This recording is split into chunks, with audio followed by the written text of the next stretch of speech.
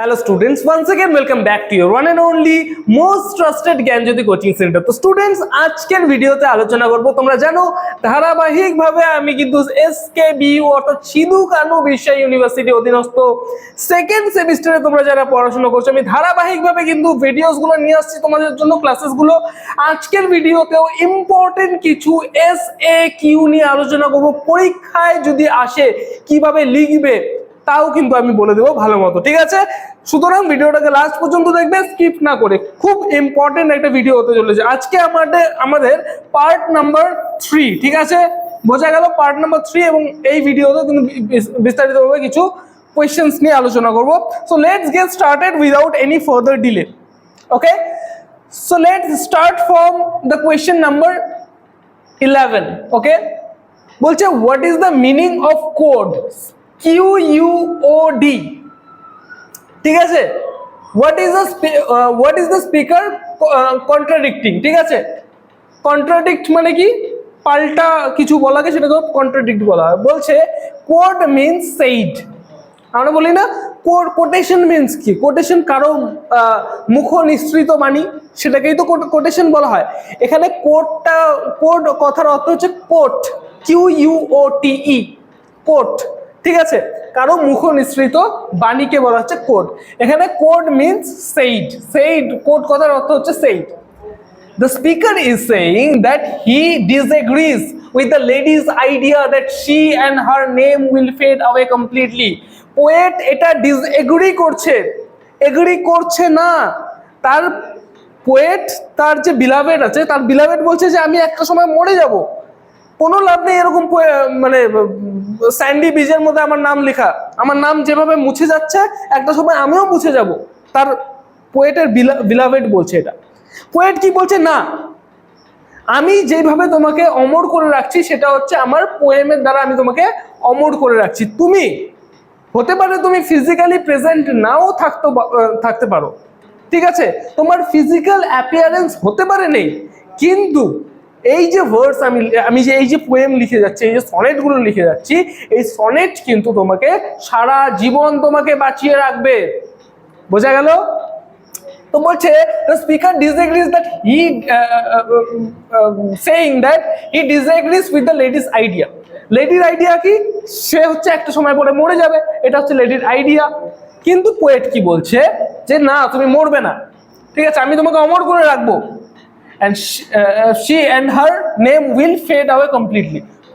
তার যে বিলাভেড, তার বিলাভেড ভাবছে সে, এবং তার যে নাম, তার নাম হচ্ছে ফেড অ্যাওয়ে হয়ে যাবে, মানে কমপ্লিটলি ভ্যানিশড হয়ে যাবে। বোঝা গেল? Next number 12। সো এই মানে কোশ্চেনটার সিধা মতলব হচ্ছে যে পোয়েট বলছে না, তুমি মরবে না, আমি তোমাকে অমর করে রাখবো। তোমার যে আইডিয়া যে তুমি একটা সময় পরে মরে যাবে, তোমার নাম মুছে যাবে, কিন্তু এটা হবে না, ঠিক আছে? This never gonna be happen.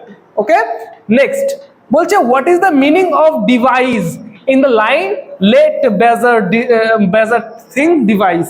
বলছে ডিভাইস কথার অর্থ কি? এই যে একটা লাইন তোমাদের রয়েছে, লেট বেজার থিংস ডিভাইস, ডিভাইস কথার অর্থ কি? ডিভাইস কথার অর্থ হচ্ছে create or prepare.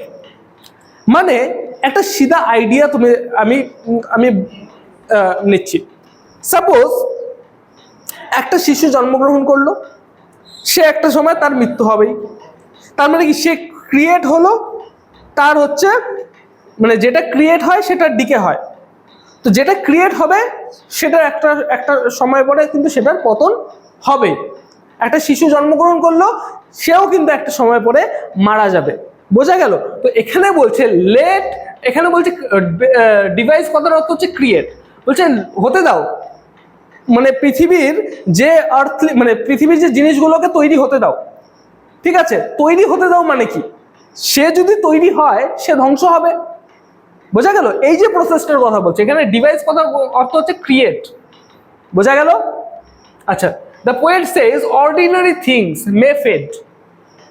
Ordinary things, এই যে পৃথিবীতে যে সমস্ত জিনিস আছে, অর্ডিনারি মানুষ যারা আছে, যে সমস্ত জিনিস আছে, তাদেরকে ফেড হয়ে যেতে দাও।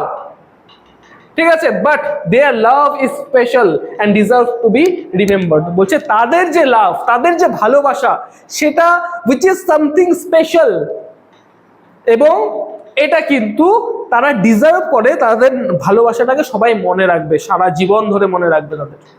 বোঝা গেল? তো ডিভাইস কথার অর্থ কি? Create.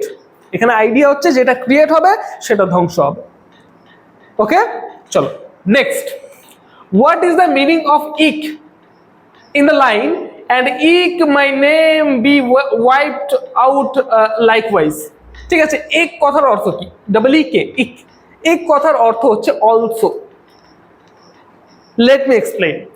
The lady is saying that just like her name on the sand is wiped out, এই যে লেডি, তার যে beloved, তার beloved বলছে যে আমার যে নামটা তুমি বারবার করে গাধার মতো লিখে যাচ্ছ, এই নামটা তো সমুদ্রের ঢেউ আসছে সেটা মুছে নিয়ে চলে যাচ্ছে।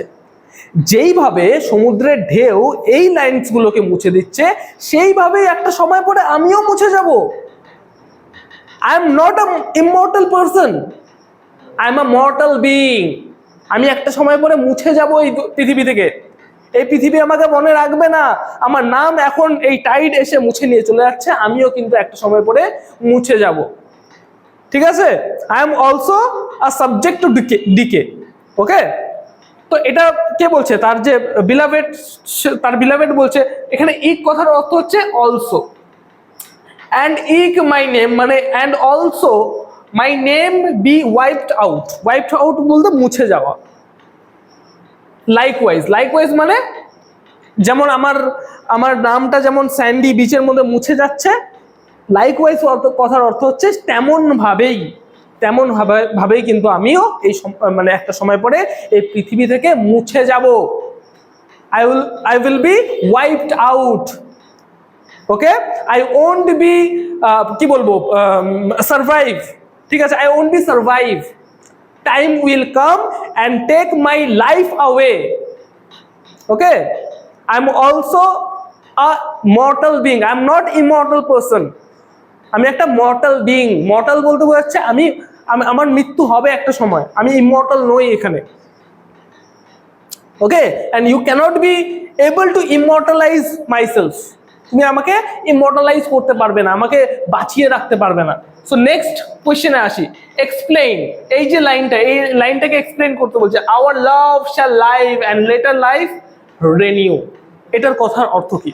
বলছে দ্য পোয়েট সেজ, পোয়েট কি বলেছে দেখো, দেয়ার লাভ উইল নেভার ডাই। তাদের ভালোবাসা, দেয়ার লাভ উইল নেভার ডাই, তাদের ভালোবাসা কোনোদিনও কি হবে না? মরবে না। ঠিক আছে? It will stay alive forever. এই ভালোবাসা সারা জীবন ধরে থাকবে। And will be renewed in future generations through this poetry. এই পোয়েট্রিটা কিন্তু কি করবে? আমাদের যে ভালোবাসা, সেই ভালোবাসাটাকে আবার রিনিউ করবে। বোঝা গেল? ফিউচার জেনারেশন যত আমাদেরকে পড়বে, ততই কিন্তু আমাদের সম্পর্কে সবাই জানতে পারবে, আমাদের ভালোবাসা সম্পর্কে জানতে পারবে। আর এটা হচ্ছেও তাই, আমরা এখন ওনাদের কথাই পড়ছি এখানে, তাই না? ওকে, চলো নেক্সট 15 নম্বর কোয়েশ্চেন কি বলেছে। What does the speaker mean by later life renew? এই যে কথাটা রয়েছে, এই যে ফ্রেজটা রয়েছে, দিস পার্টিকুলার ফ্রেজ, এটার অর্থ কি? বলছে হি মিনস, হি বলতে এখানে পোয়েটের কথা বলা হয়েছে। The poet means that their love will remain fresh and alive. তাদের যে ভালোবাসা, সেই ভালোবাসাটা ফ্রেশ এবং অ্যালাইভ থাকবে সারাটা জীবন, ইভেন আফটার দেয়ার ডেথ। ঠিক আছে? নো ম্যাটার তারা ফিজিক্যালি প্রেজেন্ট আছে কি না এই আর্থে, এটা ম্যাটার করে না। It doesn't matter whether they are physically present in this world or not, it doesn't matter actually. তো ম্যাটার কি করে? তাদের কিন্তু যে লাইফটা রয়েছে, সেই লাইফটা ডেথ এর পরেও কিন্তু কি হবে? আবার রিনিউ হবে। বোঝা গেল? Future generation will remember their love. Future generation যে আছে, তাদের লাভটাকে সারা জীবন মনে রাখবে থ্রু হিজ পোয়েমস। এই যে পোয়েমগুলো আছে, এই পোয়েমসগুলোর মাধ্যমে। চলো নেক্সট 16 নম্বর কোয়েশ্চেনে কি বলেছে। What is the rhyme scheme of Spenser sonnet number 75? Rhyme স্কিমটা কি আছে? কই গেল রে বাবা? এই তো পেয়েছি। এখানে কি বলেছে, what is the rhyme scheme of Spenser sonnet number 75? Rhyme স্কিমটা কি আছে, এ বি এ বি, ফার্স্টের 4টা line, A B A B, সেকেন্ডের 4টা লাইন, সেকেন্ড স্ট্যান্ডার যেটা 4টা লাইন আছে এখানে বি সি বি সি, তারপরে 4টার যে লাইন আছে সি ডি সি ডি, এবং লাস্টের যে 2টো লাইন আছে, ঠিক আছে, ফাইনাল যে কাপলেট, সেই কাপলেটের মধ্যে কি আছে, ই ই। বোঝা গেল? এটা হচ্ছে রাইম স্কিম, এটা কিন্তু খুব ভালো মতো দেখে নেবে। বোঝা গেল? চলো 17, who is the lady in real life referred to in Spenser's Amoretti? এই যে তার কালেকশন অফ সনেটস যে আছে অ্যামোরেটি, এই অ্যামোরেটির মধ্যে এই লেডি যার প্রসঙ্গ বারবার করে স্পেন্সার করে গেছেন, যাকে উল্লেখ করে গেছেন বারবার করে, কে সেই lady? Who is that particular lady? The name of that lady is Elizabeth Boyle, hmm Spencer letter married. এই এলিজাবেথ বোয়েল যে আছে তাকে কিন্তু স্পেন্সার কিন্তু পরবর্তীকালে বিয়ে করেছিল, ঠিক আছে। She was the poet's beloved and is praised in many of his poems.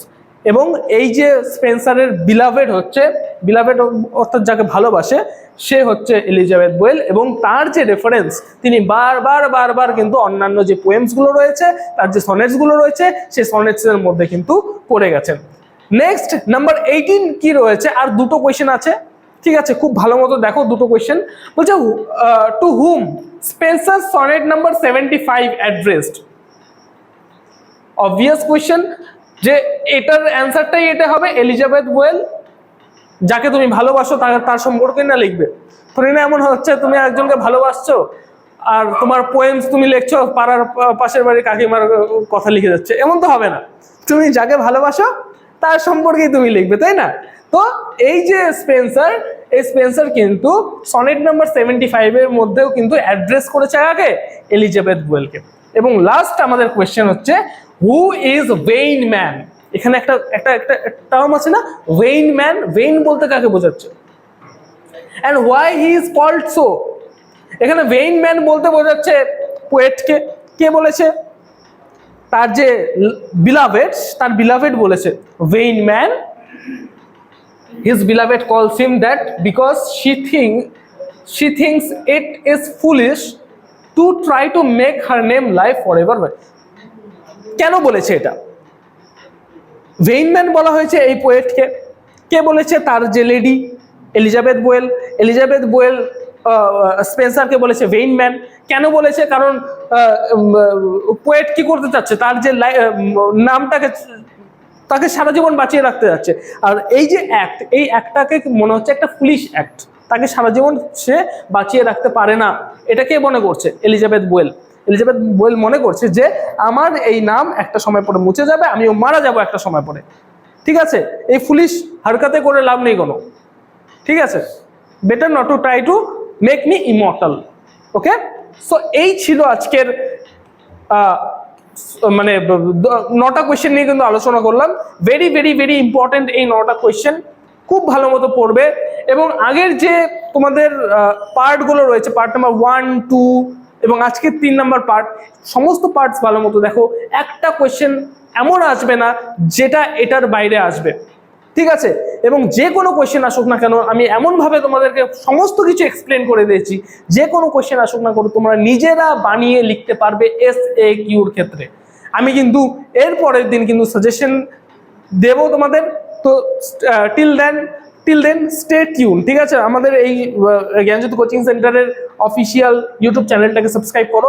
এবং আরও একটা ইম্পর্টেন্ট কোয়েশ্চেন, আরও একটা ইম্পর্টেন্ট জিনিস, তোমরা এই যে আমাদের বলতেই পারো যে স্যার আপনি তো সাজেশনগুলো এখন প্রোভাইড করছেন, আগে কোথায় ছিলেন?